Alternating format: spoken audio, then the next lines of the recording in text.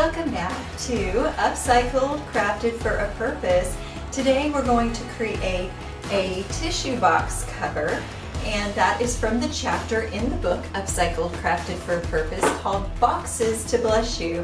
Now I have a little bit of an allergic reaction, not severe, to boxes. They always mess up my sinuses, so anytime I get a box, I throw it out. But if you completely cover that box and coat it, it can be purposeful again. And in the same way, sometimes when we feel like we are trash, like we are useless and we need to be thrown away after we have conveyed something or done something or served a particular purpose, God can upcycle us and make us beautiful and purposeful as a covering, maybe for someone else, or maybe as a way to convey blessings to others, like this Boxes to Bless You tissue cover craft that we're going to do today. So I hope that this craft blesses you and blesses other people. So let's talk about what we're going to need. The materials for this craft include some kind of box. You can use a cereal box or a cracker box. And it doesn't need to be anything special, but it does need to be a thin type of cardboard because that's easiest to work with. So you'll need boxes. You will need a tissue box so that you know the right size to make your cover. And this is kind of a standard small tissue box. That is what we're going to make with the measurements that we're using today. You'll need the cutout for the top of that tissue box so that you can trace it. You'll need some good scissors so that you can cut thin cardboard with them. You might need a craft knife as well. You'll probably want a few craft gloves to cover your hands from the Mod Podge and the paint. Speaking of which, you will need some kind of decoupage glue like Mod Podge, or you will need something else that will work as a decoupage. Sometimes people make those themselves. You'll need a little bit of paint so that you can cover the ugly side of the cardboard and coat that cardboard so that it is no longer an allergy issue or releasing or being porous so that it isn't sturdy anymore. So this helps you keep that cardboard sealed as well on that side. You'll need some foam applicators so that you can use them for the decoupage glue and for the paint. You'll need a ruler to make sure that all the sides of your tissue box cover are straight. I don't know if you can tell, but this isn't exactly perfectly straight. It's a little bit crooked, but it looks like a piece of art in my guest bathroom, so it works okay. So if it's not perfect, just remember, art is not meant to be perfect. It's just meant to be beautiful and personal and purposeful. You'll also need some little embellishments to put on the outside. You'll also want to have some hems, and you can print out hems from the internet. You can find them, or you can find an old book of hems and use that if you happen to have one on hand that you want to upcycle and reuse and you're not using that sheet music. You can copy it onto some copy paper. Using thin copy paper works really well for this project. I just printed some that I found that were free printables, and I used hems that were no longer copyrighted. They were in public domain now, so that'll be fine. And you're going to rip those into strips so that you have like a little line of the hem on each strip that you're going to decoupage on the outside. You'll also want to have a hot glue gun for any embellishments that you put on the outside. I don't know if you noticed, I had a few seed beads and some feathers that I put on the outside of mine. So you can choose whatever you like for the outside of yours as your embellishments. So let's get started. The first thing that you will do is measure your cardboard, and that requires some specific measurements. This first piece is going to be the top of the box, and that, according to the size that I had, is 17 centimeters square. So you will lay your cardboard so that it is printed side up. And hopefully your cardboard's a little flatter than my box that was set aside for quite a while. If it's not perfectly flat, you can kind of work to flatten it. Once you get the 17 centimeter squares, because you're going to have two of them, you'll cut those out. So go ahead and cut out your 17 centimeter squares.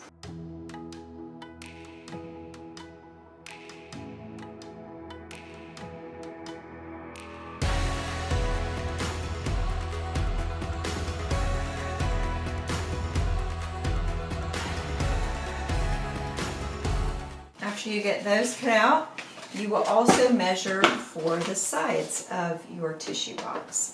You will end up having 5 sides, the top and 4 outsides. The sides are going to be 19 inches by 14.5 inches.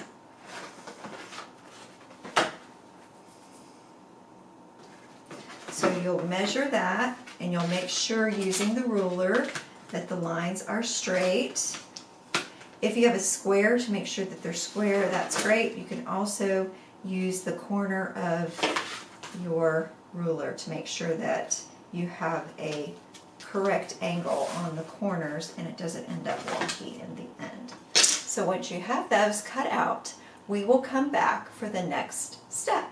You will also create 2 sides that won't have flaps, because the way we're going to glue it together is with the flaps on the inside to glue against the outside walls. So you'll create 2 sides that don't have flaps and 2 sides that do have flaps.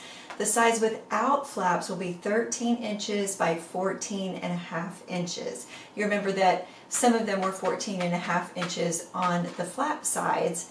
These are going to be the non-flap sides. So create 2 panels that are 13 inches by 14.5 inches, and then cut out all of your sides and make sure that your lines are straight.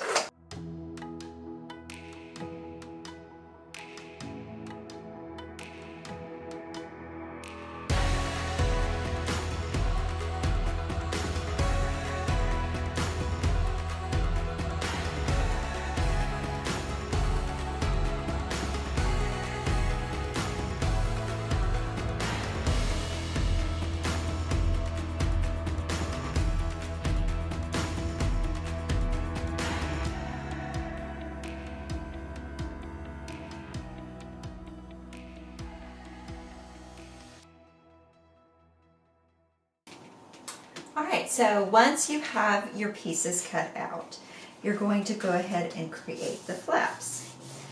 And you can measure it with the measurements that are in the chapter if you like, or you can use the sides to actually measure it. So what I did is I took the small side and placed it against the longer side that's going to have the flaps, and just folded it so that the flaps are inward, because that's how they're going to go, and then I creased it so that those flaps will crease to be the same size as the smaller side, and then what we'll do is we'll glue them together and then they'll work. So we'll take the long side and put the short side in the middle of the long side. And whether or not it's perfectly in the middle does not matter as much as just making sure that when it's folded, it's going to sit straight on the bottom, and the flaps will measure against the edges. Hopefully it'll... And you can use the ruler to kind of help you fold it.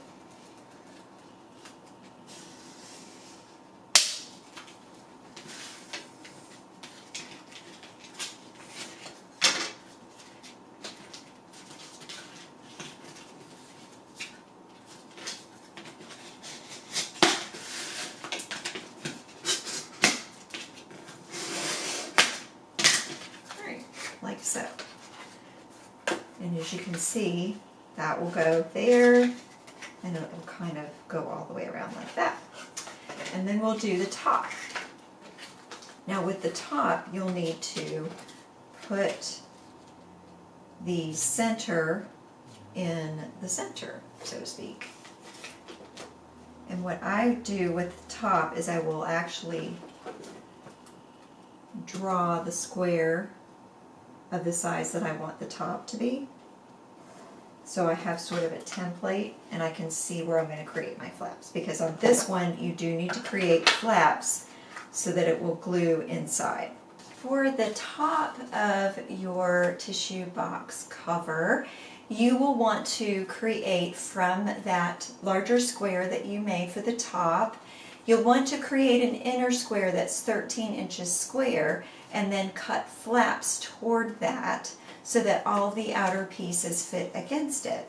So once you have your inner square of 13 inches, you'll go ahead and create flaps that go toward it. And make sure that you measure it using your sides. That will help you get the tissue box hole, the hole that you cut out, using the template of a tissue box cover pop out if you have that. If you don't, use the tissue box top and cut it according to that size and shape.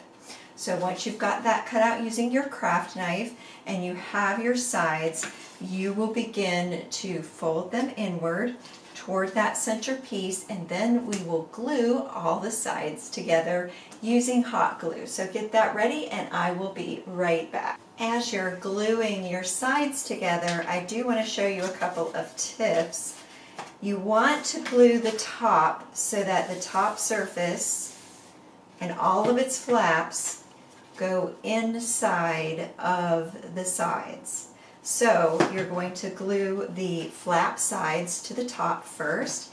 It's easier if you put the top on the table and glue the sides up from that. So you'll glue the little flaps and you'll glue the side edge and you'll try to set it straight so it makes kind of a right angle.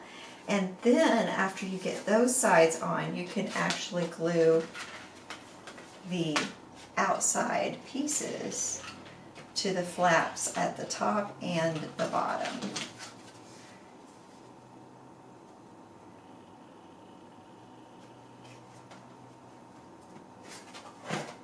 And generally you'll want to make sure that it fits this way and on the sides so that you get it all nice and firmly set.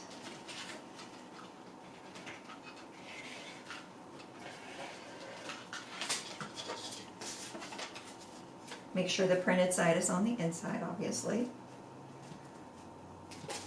And there you have it. You have your outer template all finished.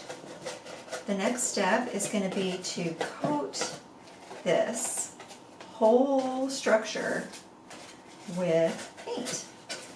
And you may want to put a nice shimmery paint on the outside when you're done too. But you'll notice that it kind of, you can see this. You won't see any of this because we're going to be eventually decoupaging things over the edges. So that won't be noticeable.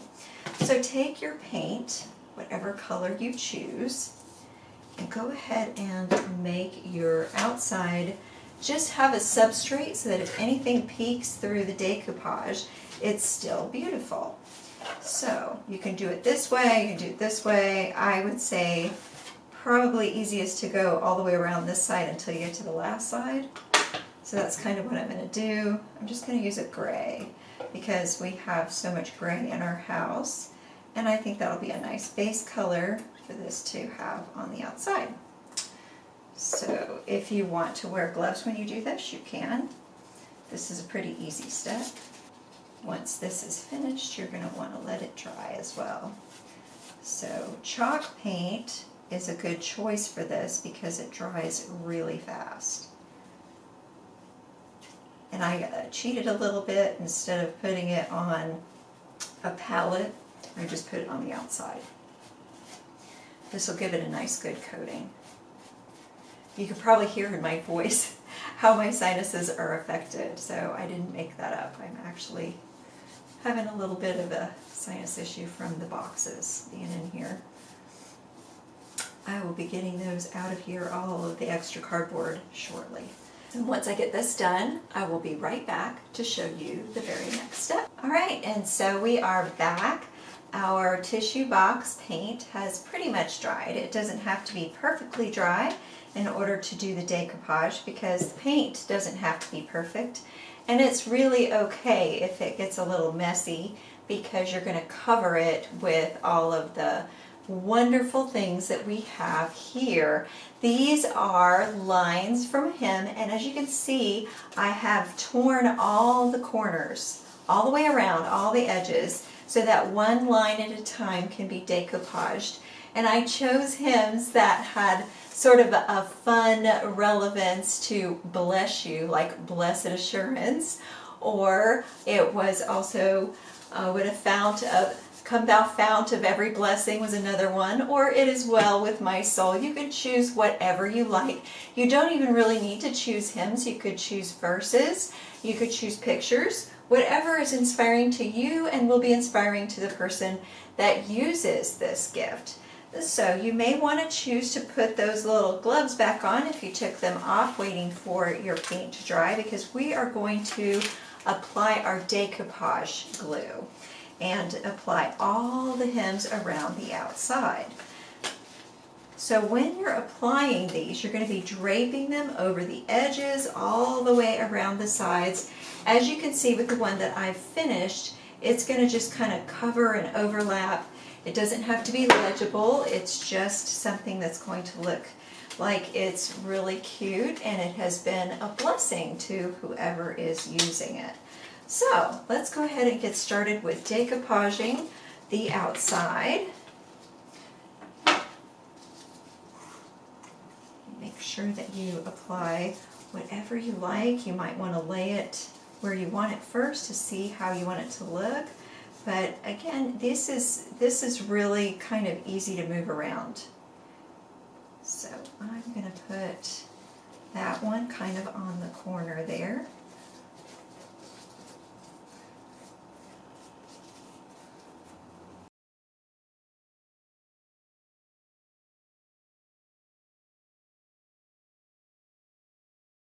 You can actually even wrap around the edge of the opening if you like. And they don't need to be in any particular order. In fact, it's kind of neat if you vary the direction that you put these in.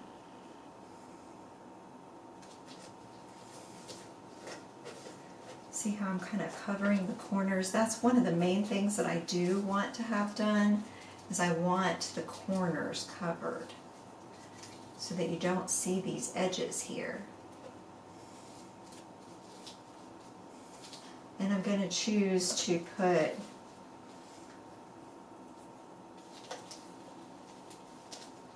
things that wrap around the bottom. Just make sure that you crease it really well and it should be fine.